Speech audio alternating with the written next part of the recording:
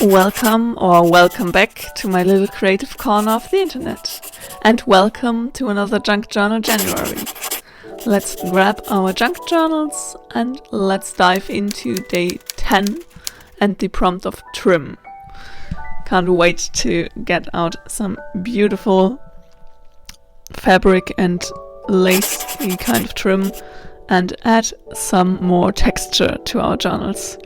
Here I'm just flipping through to find the page I wanted to work on today, and I decided on this a bit more collagey kind of spread. Here I did get some different lace trim from my stash to include into today's prompt.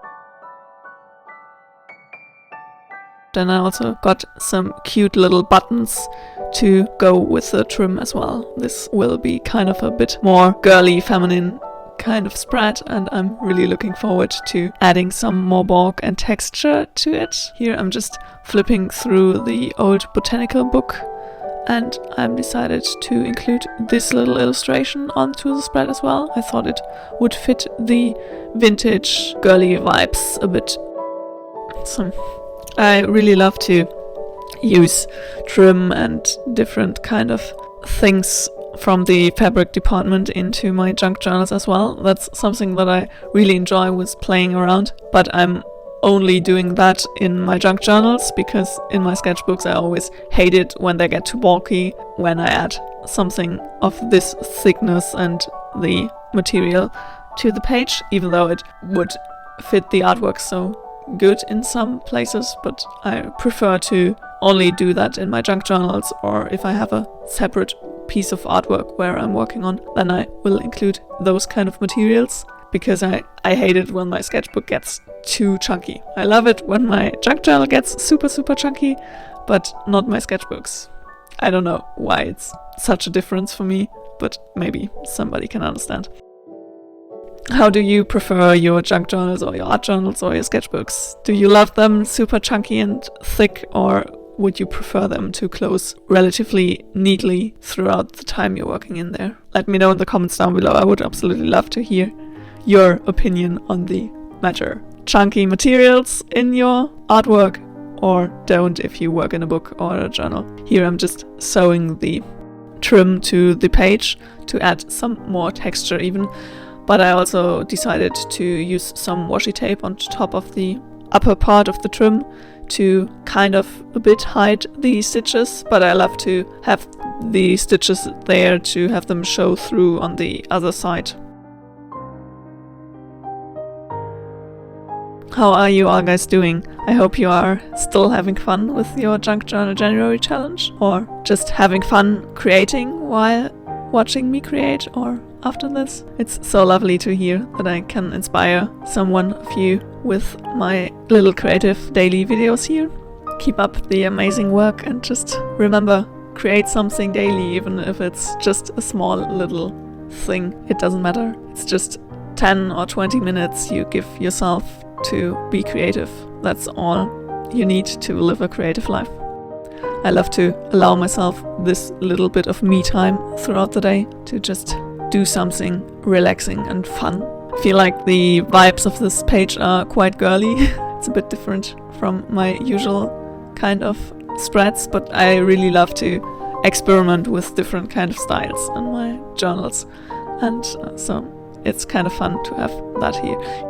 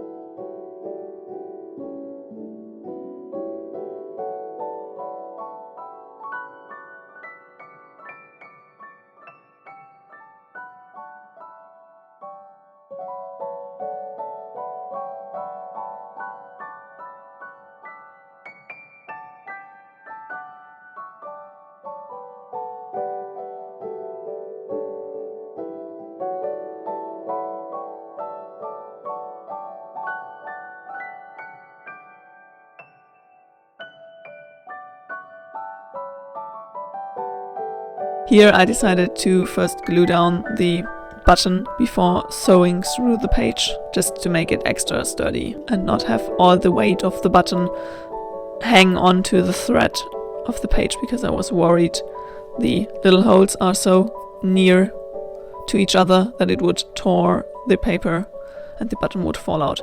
Here I'm creating a little tag for the day out of this old vintage music sheet to include as the brand where I write down day 10 of the Junk Journal January challenge.